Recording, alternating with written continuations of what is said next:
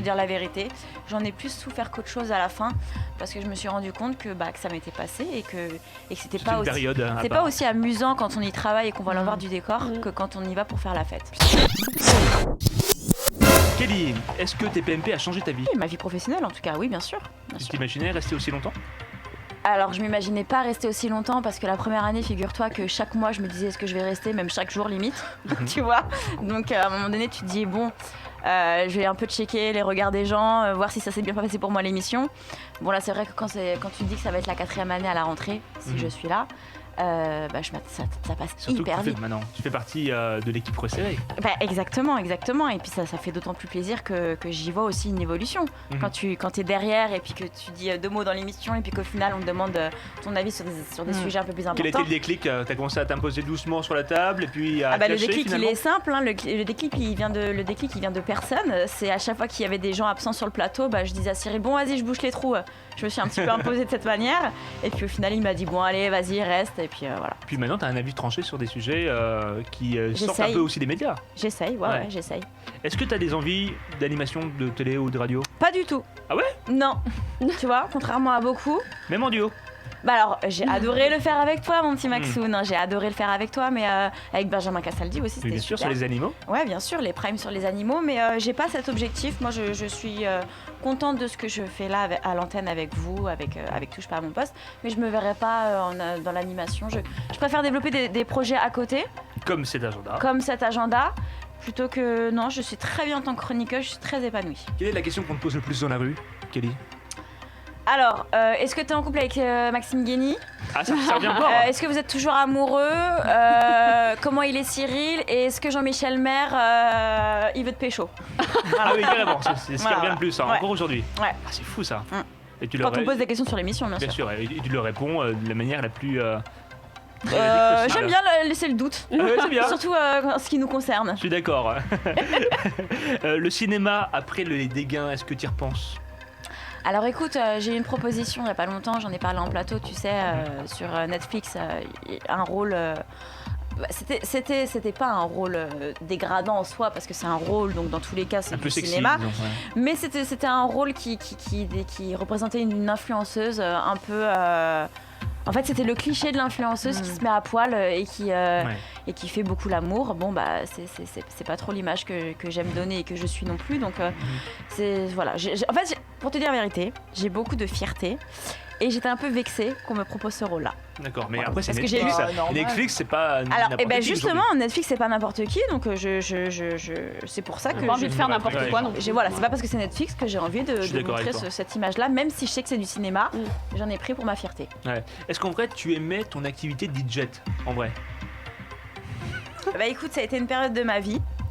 Et je me suis rendu compte que les boîtes de nuit, c'était pas du tout mon délire. Pour te dire la vérité, j'en ai plus souffert qu'autre chose à la fin, parce que je me suis rendu compte que ça m'était passé et que c'était pas aussi amusant quand on y travaille et qu'on va l'envers du décor que quand on y va pour faire la fête. C'est compliqué, hein. C'est un travail à part entière.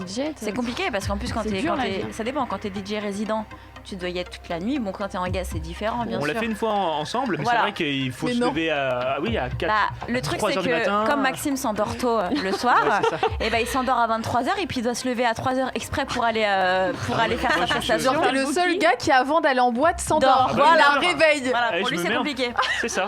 Mais quand c'est une matinale, quoi. Ouais. Mais ce qu'il faut savoir, c'est que quand t'es résident dans une boîte de nuit, tu dois y être à 23h30 avant les clients et tu dois y être à 8h du mat après les clients. Donc dis-toi, la durée de... Il faut négocier le temps, finalement. Ah oui, mais quand t'es résident, il faut être là avant après les clients, c'est normal. Dans ta vie, t'es plutôt quelqu'un de sereine ou plutôt anxieuse ? C'est quoi ? Très anxieuse. Ah ouais, je suis anxieuse depuis l'enfance, moi. Ouais. Ça vient d'où ? Peut-être qu'on appelle ça une carapace, je sais pas, je suis encore en train de m'analyser. Mais c'est vrai que tout va bien professionnellement ? Tout va bien, à tous les niveaux. Famille. Ouais, à tous les niveaux. Donc, je suis très épanouie, je suis très heureuse, mais j'ai toujours ce petit truc, cette petite angoisse, mais je crois que c'est héréditaire.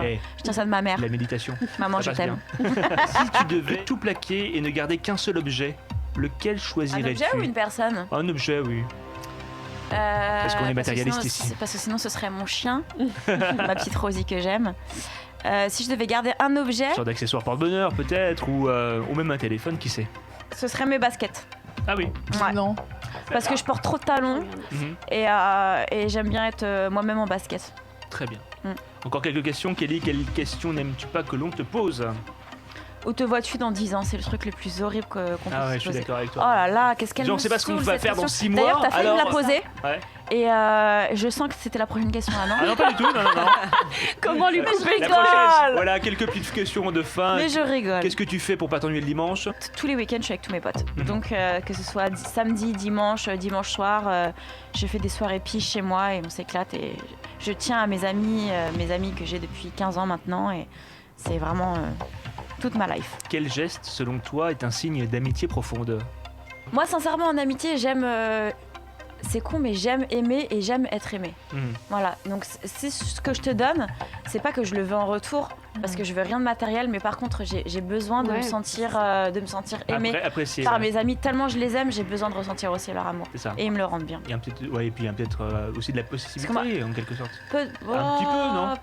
Comment il Tu sais, il a envie que, tu vois. Non, c'est vrai que je suis quelqu'un d'assez... Je suis tellement honnête dans mes sentiments.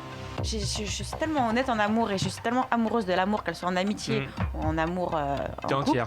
Je suis quelqu'un d'assez entière, ouais. Donc vraiment, si en amitié tu me fais un sale coup, là je vais vraiment avoir les boules et je vais vraiment, ouais. Tu vas devenir rancunière. Et puis les gens savent tellement que je suis entière en amitié que je me dis que c'est que vraiment il l'a voulu, quoi. Et il peut même et je peux même me faire avoir en amitié. Parce que j'aime tellement mes amis que tu peux me faire un truc et je vais dire bon allez, je laisse passer. Et à un moment donné, par contre ça craque et par contre là je pars vraiment dans les tours. Ouais. C'est ça mon problème, je suis une cocotte minute. On retiendra la phrase je suis une cocotte minute. Je veux des réponses courtes. Justin Bieber ou Rihanna ? Justin. Instagram ou Twitter ? Instagram à fond. Ils sont trop gentils sur Instagram. Je vous aime Instagram. Et sur Twitter ? C'est vrai que c'est des bâtards sur Twitter. C'est compliqué. C'est compliqué. Il faut faire du tri et il faut faire abstraction, on va dire. Revenge ou Malcolm ? Ah, t'es dur. T'es trop bien renseigné. Ah, c'est dur. Je dirais Malcolm en confinement et Revenge le soir en mode suspense. Thé ou café ? Aucun des deux. Ah, moi je suis Nesquik, moi. Ah oui. Un bon classique. Je suis Peter Pan comme toi, Maxime. Télévision ou télétravail ? Télévision. Agir ou penser ? Agir, il faut. Film ou série ? Série, je ne regarde pas de film. Je m'ennuie trop, je peux pas regarder un film. Préparer ou improviser ? Improviser. Largement. Et enfin, agenda numérique ou agenda papier ? Agenda papier. Voilà, aussi. L'agenda scolaire. Quelle est l'origine de ce projet ? Alors l'origine de ce projet, c'est que je me disais, j'étais avec ma meilleure amie qui est mon manager, et je me disais comment accompagner les gens tout au long de l'année, parce que je me disais que je peux...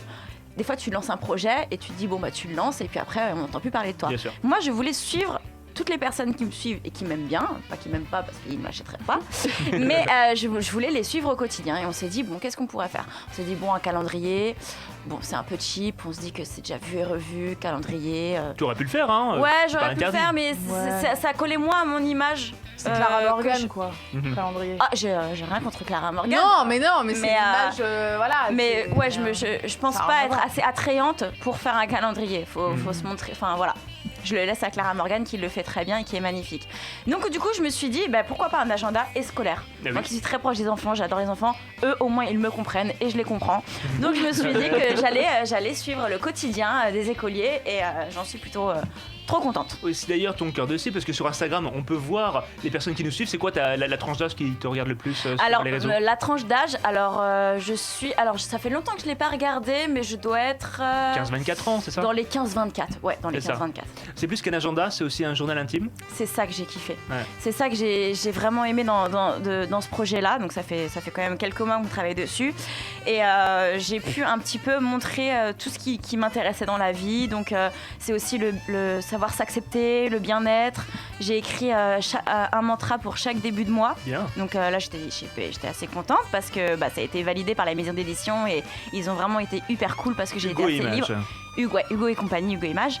Et donc du coup, vous avez aussi des astuces beauté, des astuces soins pour la peau, mais vraiment... Des conseils lifestyle. Ouais, des conseils lifestyle. Et puis voilà, c'est vraiment adapté aussi pour quand même les jeunes filles. Voilà, c'est pas... parce que je me posais à qui ça s'adresse, plutôt les jeunes filles, plutôt les garçons aussi, alors parfois, les garçons, si ça les intéresse, pourquoi pas, s'ils ont envie de se faire des soins du visage. Il y a des garçons, bien sûr. D'ailleurs, tu tenais un journal intime étant gamine? Bien sûr. Ouais. Tu l'as gardé? C'était un agenda mini, je me rappelle encore. Et c'est vrai que c'est hyper marrant parce que je l'ai gardé. Moi j'avais un agenda Mickey. Mais arrête. Parce que vous étiez déjà connectés. Mais ça aurait pu, hein. Ouais. J'ai des t-shirts Mickey. Bah voilà. Donc ouais, j'ai toujours mon agenda, d'ailleurs je te le montrerai. Très bien. J'ai lu qu'il y avait aussi des anecdotes. Quel genre d'anecdotes? Je me suis dit, bon écoute, si c'est pour les accompagner toute l'année, je vais aussi un petit peu donner de moi-même et donner de ma personne. Bien sûr. Donc pour les personnes qui m'apprécient, je me suis dit que ça pouvait les intéresser aussi de voir un petit peu mon quotidien et de sortir des photos inédites que j'ai jamais montrées sur Instagram. Si vous aimez les photos inédites, franchement, il n'y a que des shootings. J'ai pioché dans mon téléphone et dans mes anciens téléphones. Il y a beaucoup aussi Rosie qui m'accompagne. Il y a Rosie qui parle aussi dans l'agenda. Et c'est quoi la prochaine étape? Un roman, un cahier de vacances, le lancement d'une marque? Alors, on n'est pas sur un roman. On n'est pas sur un cahier de vacances, c'est une super idée. Alors, est-ce que ça marche toujours les cahiers de vacances? Ouais, bien sûr. Parce que moi, je sais que je m'en mangeais tout l'été. C'était un calvaire. Est-ce que tu as déjà refusé des propositions hallucinantes d'éditeurs qui voulaient utiliser ton image d'une manière ou d'une autre? Non. Je sais pas, sur des mugs, sur des produits dérivés, des produits dérivés, des pins. Non, franchement, j'ai pas eu. Excuse-moi, mais à l'époque, moi j'avais les pins parlants. J'avais Bernard Montiel que mais vous non, connaissez, je te jure, ça, lui, c'est Bernard Montiel, mais je te jure, j'avais le pins. Et tu veux toujours nous faire croire que t'as moins de 40 ans. Ah non, c'est génial ce truc-là. Je te jure, j'avais Dorothée, on lance ces idées comme ça. Alors là, je bref les idées. T'imagines Bernard en pile? je te jure, Ici, c'est Gilles. à l'époque, attends, bonjour, c'est Gilles.